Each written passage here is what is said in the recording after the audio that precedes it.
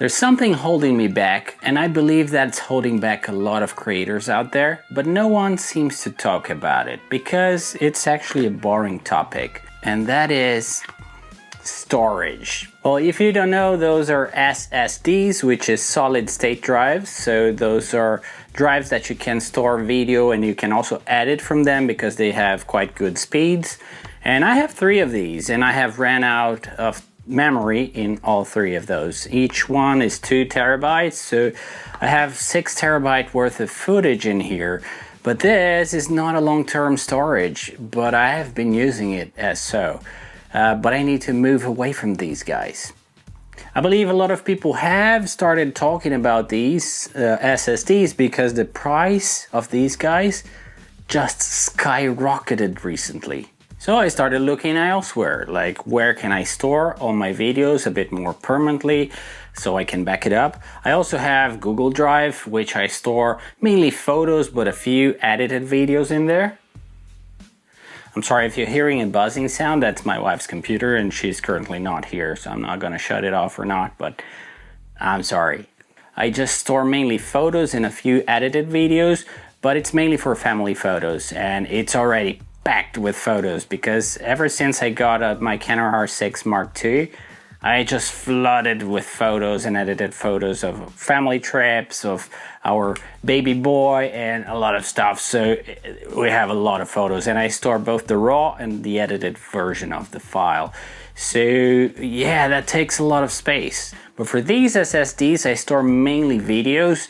Of course, I do have the backup of the photos I have in the cloud as well, but it's mainly for video projects with client work and also videos from my YouTube channel here. I cannot even imagine people shooting in 7K, 8K raw videos.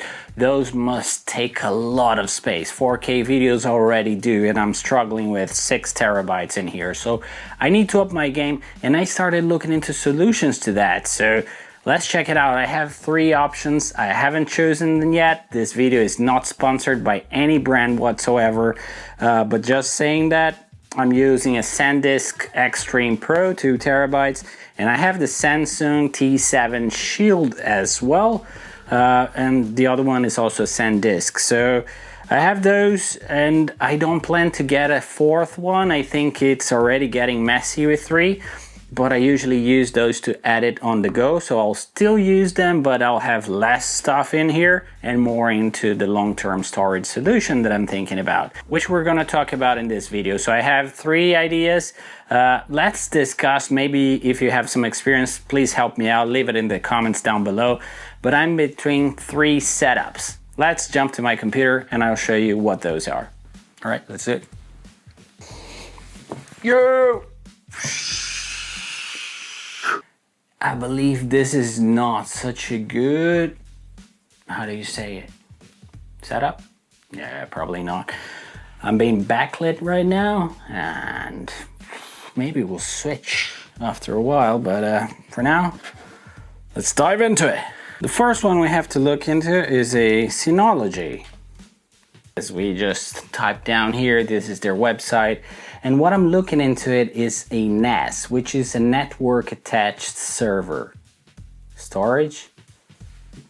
A network attached storage. So it's basically one of these boxes. Let me open it here for you. So the DS series, this is what I'm looking for. And it is basically the 925 Plus is the unit I'm looking for.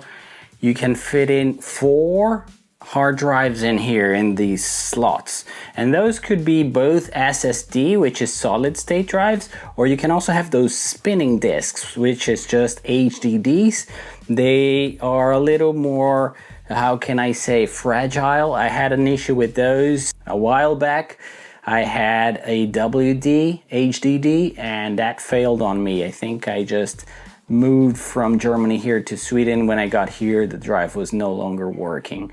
I know you can still go out there and find an expert to help you to retrieve all the footage and all the stuff you had inside there, but those HDDs, ideally, you should not move them around. But having them in a box like this is pretty much safe. And you can also run RAID, which is a way to get redundancy in the drive. So if one fail, you still can just replace the drive and the other drives will combine and you will not lose any of the footage or the files that you have. So everything will be saved, and it's a way to have this redundancy. You probably have 3 drives, one of them is going to be for redundancy, so you're not going to use the full capacity of it. But that's the way I think about going on this one. I probably going to use RAID and have redundancy. It's not a backup, it's just if one of the drives fail, you're covered. I had one of those failing on me, so I'm not gonna completely blindly trust it, so I'll definitely use RAID. But this is the one I'm looking for. It has 4 bays, and as a comparison, you have a newer brand that it's not being talked too much, and let's just take a look at it. Besides Synology, we can look at UGREEN. So we're looking into the UGREEN, and it's the DXP4800 Pro. That's the unit I'm looking for. And they are very much comparable to each other, but if you really compare specs, this one knocks the Synology out of the park. But Synology is the leading brand. It has been in the industry for over 20 years, and their software is pretty amazing, as people say. I've never used any of these brands. So for me, it's everything new. But this one, the hardware just packs a punch and offers way more bang for your buck than the Synology does. So let's say I want to edit out of the internet, then you would need a 10 gigabit port in here, and also your internet at your home needs to be 10 gigabit. And this one comes out of the box with a 10 gigabit port, Ethernet cable, so you just plug it in and you can connect to your internet and work with good speeds.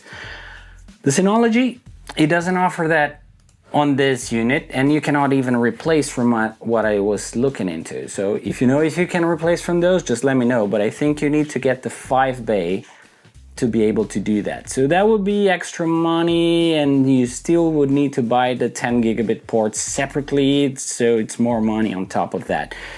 And this one comes with a great processor, all the specs are very nice, and it comes with a 10 gigabit port, which is very nice because I would like to edit out of those high speeds.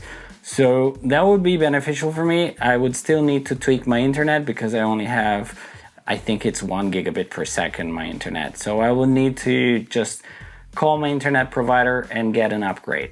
And last but not least, we're talking about the Mac Mini Pro. I've seen a lot of people using the Mac Mini Pro as a server. So basically they attach HDDs, which are just spinning drives. They could put it in an enclosure only, not a NAS. It's called a DAS, which is direct. Attached storage, which is direct.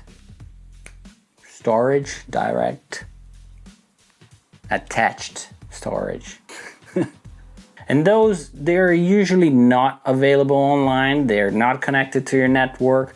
But if I have a Mac Mini, and if it's turned on 24/7, attached to your network, and you have HDDs attached to it, then you can most likely access all the footage remotely. If you have a MacBook Pro, or if you have any other Apple device, you can probably do the setup. I've seen people doing it online, so that triggered me a little bit, because then I would just be in the Apple ecosystem and I would not be relying on Synology or UGREEN for their software, which is something I would be a little bit skeptical of doing at first.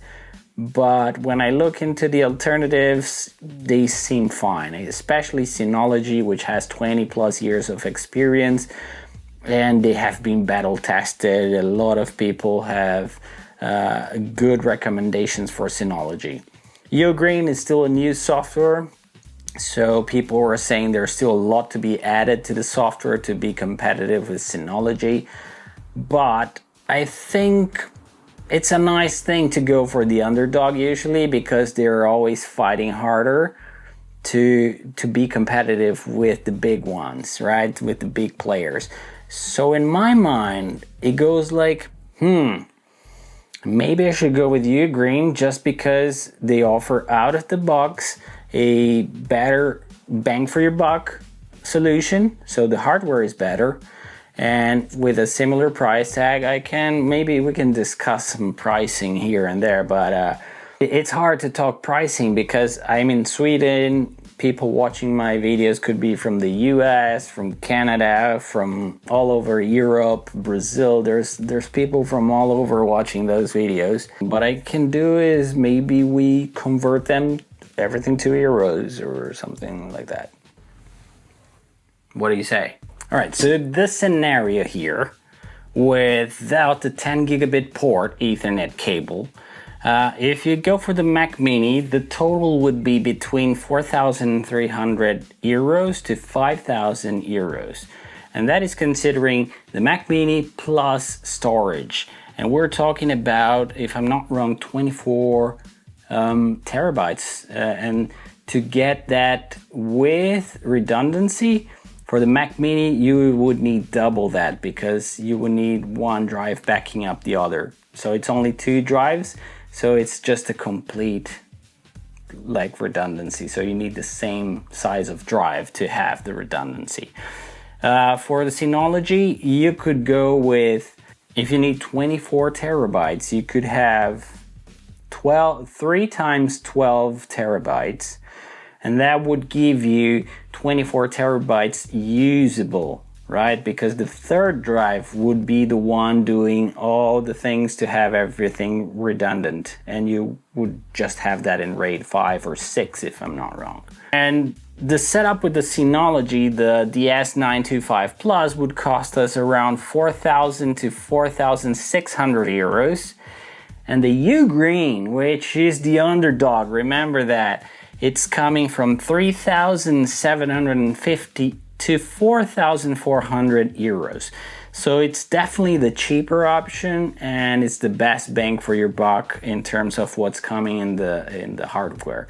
Of course, the Mac Mini would still be best in terms of hardware, but you would need to tinkle a little bit with the setup, and you would need to set up redundancy for the drives yourself and all of that, while the UGREEN is just kind of a plug and play thing. So it's been very attractive to think about that. And remember, this is not a sponsored video. I'm just walking you through my process on how I'm trying to decide on one of those. These are the 3 options I'm looking into because I want to get those with my own money, no sponsorship or anything.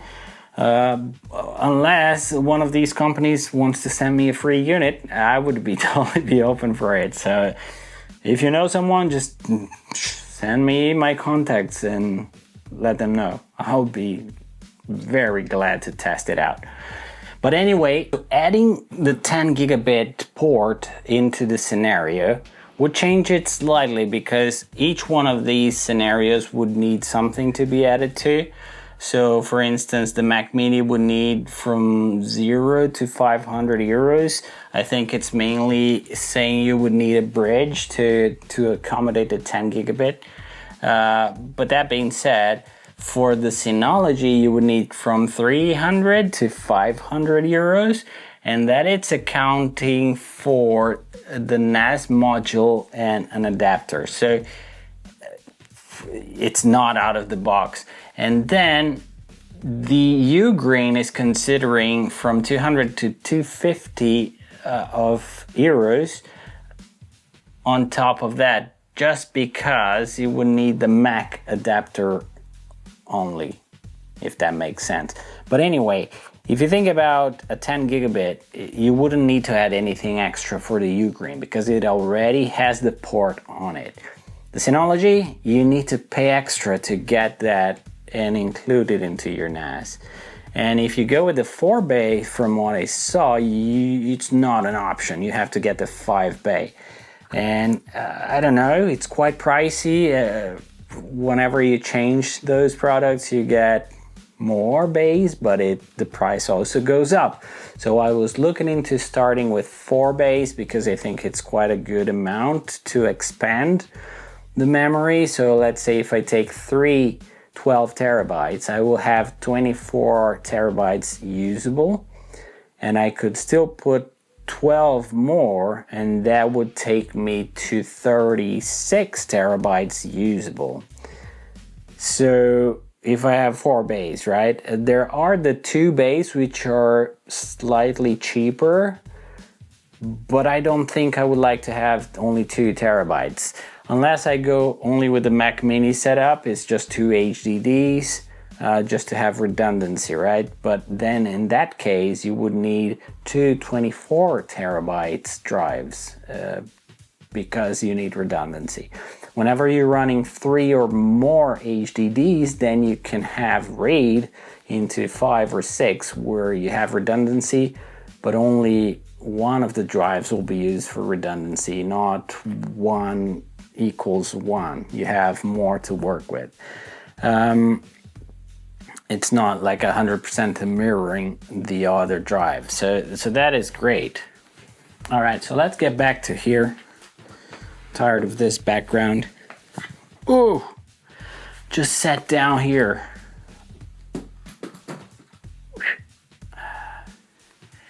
So this is my dilemma. I'm working with these. I plan to continue using this to edit on the go with the footage that I just shot with my camera on trips and stuff like that, but not for permanent storage. So I'm very inclined into going with UGREEN. I don't know, have you ever had any experience with UGREEN or their NAS, or what do you think about the 3 setups that I'm looking into? Do you have something better? Please let me know in the comments, because that will be super helpful for me since I haven't made the decision yet. So I don't know, that's something a bit boring that most content creators don't talk about it. They only talked about the hype of these prices going up like crazy, but that's about it. So storage is a little bit boring to talk about, but I think it's quite important, especially when you're recording a lot of content and doing client work and you need to keep some of those backups long term. I think it's very important. So I don't know, let me know what your thoughts are, which setup you think I should go for, and ultimately, if you want to see which one I end up choosing, just subscribe to my channel, and I'll definitely buy one of those in the upcoming months and have to set it up, so I'll do a video about that as well. Thank you so much for watching this video. I hope that was helpful for you to understand my problem and maybe something that you could learn from as well and see the opportunities. Maybe you knew about a NAS, but you didn't know about the Mac Mini being able to do the work of a NAS. I don't know, maybe you took something out of this. So I hope you did, and I see you guys in the next video.